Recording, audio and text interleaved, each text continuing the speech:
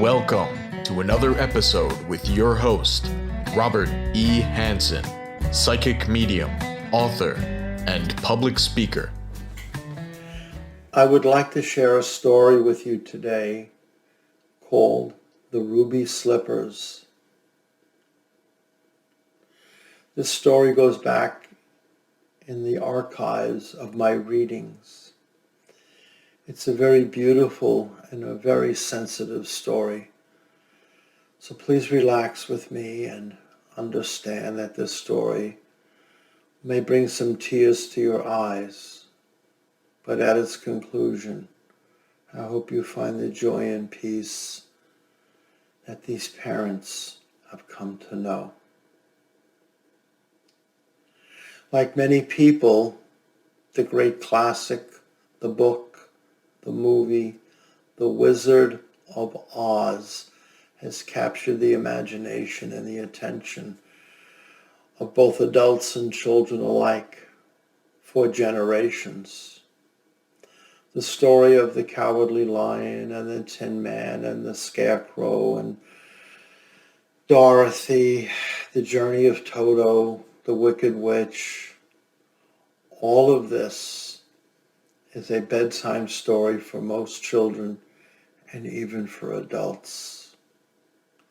The great and powerful Oz, the flying monkeys, the journey down the yellow brick road, falling asleep in the field of poppies, all of it has been colorized and beautified and is part of the classic lore of many cultures around this world. The story has been portrayed in movies and been redone and over again. But I think for many people, the great classic, with Judy Garland playing Dorothy, has captured the minds and hearts for so many. And for many young children, like the one in this story, The Wizard of Oz became very, very influential and very powerful. This little girl had a big affection for the movie. Her room had little statues of the characters, the friends, the companions of travel in Oz. The Tin Man and the Lion and the Scarecrow, all hovering around Dorothy, her beautiful dog. And they sat on this little girl's desk in their ceramic appearance. There were images of the Wizard of Oz in her bedroom. It really became a big part of her little 5-year-old life. She even dressed up for Halloween as Dorothy. Her blue skirt, her bows in her hair, her white blouse, and her mom and dad, to complete the outfit, purchased for her ruby red slippers that she wore with such joy on Halloween. And even after Halloween moved along, she continued to wear them in her house and at special occasions.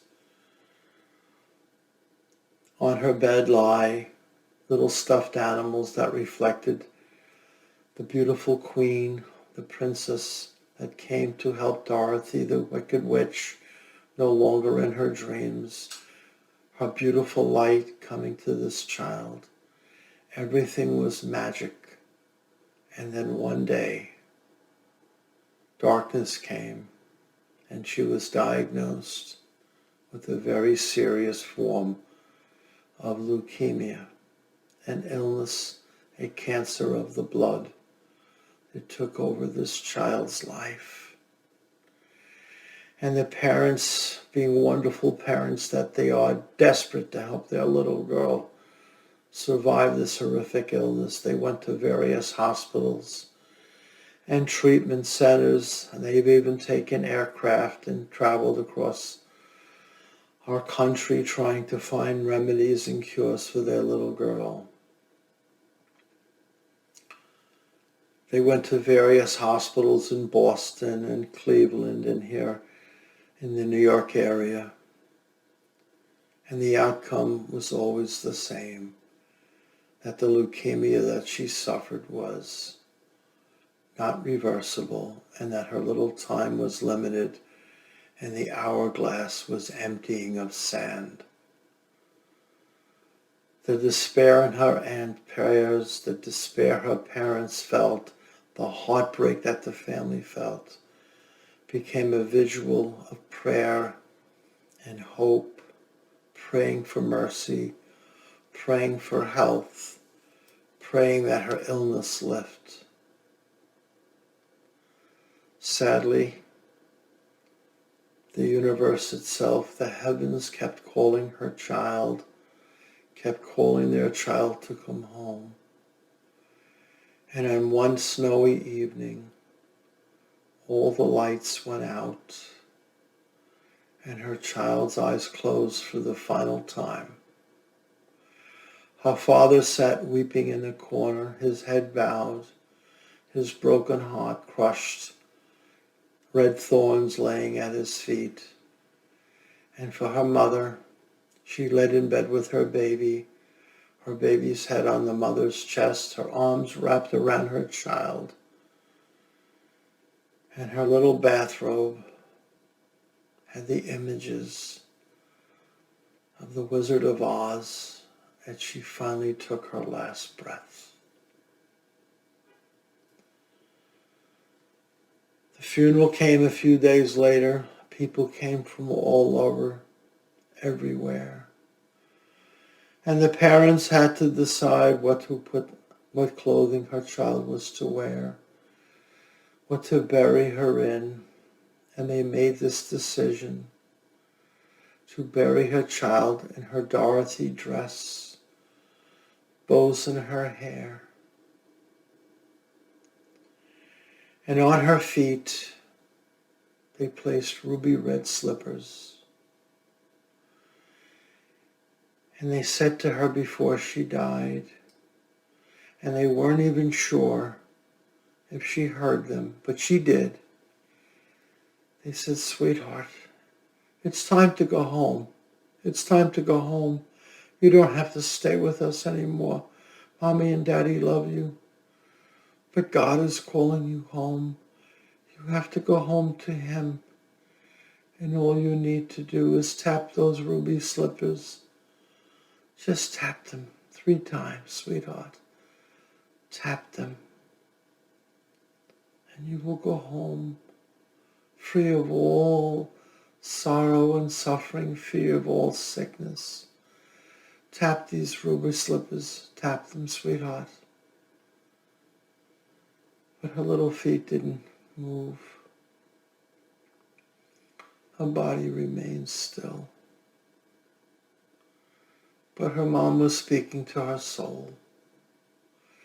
And within this child's soul, she did tap those shoes. She did click those heels together. And early in the morning, as the snow was falling, this beautiful little 5-year-old girl fell into grace. Her body let go of all suffering and sorrow. And laying on her mother's chest, her father's broken heart only inches away, she transcended the world and resurrected. She ascended into heaven's grace. Her ruby red slippers softly holding her feet.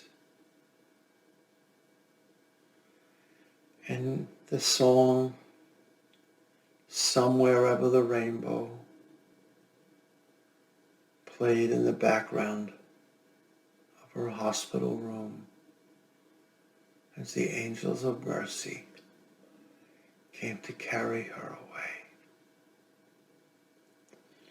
Thank you for listening to this heartbroken story. It touches the souls of so many when I say it. It is a story that I've shared from some 10 years ago, but I wanted you to hear it. May it bring you to peace. Thank you for joining me.